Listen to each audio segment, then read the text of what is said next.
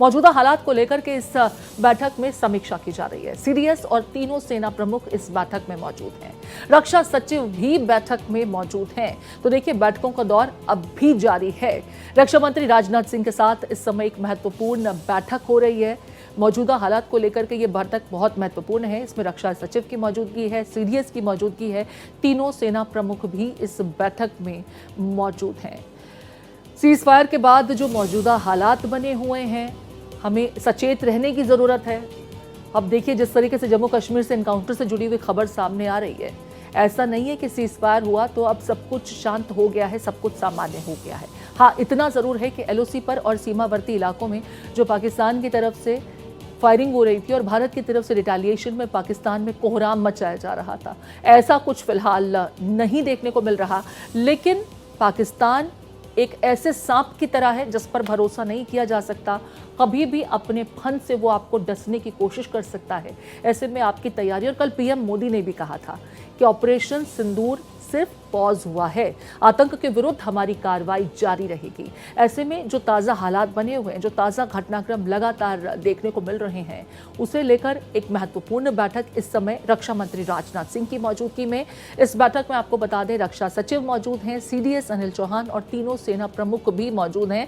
दिल्ली में south block में ये बैठक हो रही है। हालांकि अच्छी खबर यह है कि एलओसी से या सीमावर्ती इलाकों से आज फायरिंग संबंधी कोई जानकारी नहीं मिली।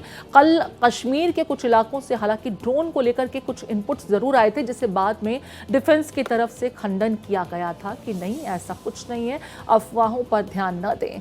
लेकिन हमारी सेना सजग है, सतर्क है, मुस्तैद है। और कल जो डीजीएमओ स्तर की बातचीत हुई है, उसमें सैन्य प्रेजेंस जो एलओसी के पास है, जो सरहद के निकट सैनिकों की मौजूदगी बढ़ाई गई थी, उनकी संख्या में इजाफा किया गया था, उस पर एक सहमति बनी थी कि वो संख्या ग्रेजुअली कम की जाएगी। हमारे साथ रमेश जुड़ गए हैं, रमेश का रुख कर लेते हैं। रमेश, साउथ ब्लॉक में महत्वपूर्ण बैठक हो रही है रक्षा मंत्री राजनाथ सिंह की मौजूदगी में, क्या कुछ जानकारी इस बैठक को लेकर? बैठक का मुख्य एजेंडा क्या है?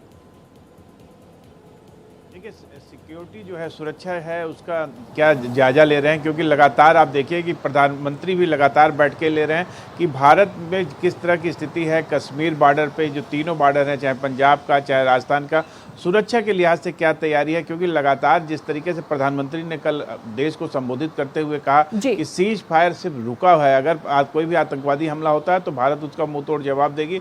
तो क्या अलर्टनेस है, सेना की क्या तैयारी है, उसको लेके क्या चीज़ें हो रही हैं, सारी मूवमेंट को लेके ये बहुत अहम बैठक चल रही है। आप देखिए, तीनों सेनाओं के प्रमुख के साथ साथ आज रक्षा सचिव भी वहाँ पे हैं, सीडीएस अनिल चौहान हैं। तो ये महत्वपूर्ण बैठक 11 बजे से साउथ ब्लॉक में चल रही है, और जैसे ही ये बैठक खत्म होगी तो उसमें किन किन मुद्दों पे बात की गई, क्या चर्चा का मुख्य मुद्दा रहा, ये सारी चीज़ें सामने निकल के आएगी। पर अभी जो सबसे अहम बात निकल के आ रही है कि सुरक्षा के लिहाज से क्या चीज़ें हैं, कैसी स्थिति है, क्या जिस तरह से लगातार मीडिया दिखा रहा है कि ड्रोन आए, वो ड्रोन क्या थे, तो पूरा अपडेट हो रहा है। क्योंकि लगातार सीज फायर के बाद भी कई बार ड्रोन हुए हैं, पर कोई भी जिस तरह से गोलीबारी चल रही थी सीमा पे, वो अब नहीं है। तो कहीं ना कहीं एक राहत का विषय है, और वो किसी के लिए, क्योंकि भारत सरकार कहीं से भी कोई कोताही नहीं चाहती है किसी तरह का। ड्रोन अगर आ रहा है तो वो ड्रोन क्या है, पूरा अपडेट ले रहे हैं रक्षा मंत्री, क्योंकि रक्षा मंत्री को भी प्रधानमंत्री को ब्रीफ करना होता है। और प्रधानमंत्री भी लगातार बैठकों का दौर, तो दिल्ली में बैठकों का दौर लगातार जारी है। भारत की सुरक्षा के लिहाज से तीनों सेनाओं के प्रमुख सीडीएस अनिल चौहान और रक्षा सचिव, ये प्रमुख हैं, शीर्ष अधिकारियों के साथ ये बैठक चल रही है। यहाँ पर रमेश, में कल जो डीजीएमओ स्तर की बातचीत हुई थी उसका एक बार फिर जिक्र करना चाहूंगी। उस दरमियान पाकिस्तान के साथ कुछ चीज़ें दो टूक कही गई थी। पहली चीज़ ये कि अगर आतंकवाद को पाकिस्तान की ज़मीन से प्रायोजित किया जाता है तो भारत कार्रवाई करेगा।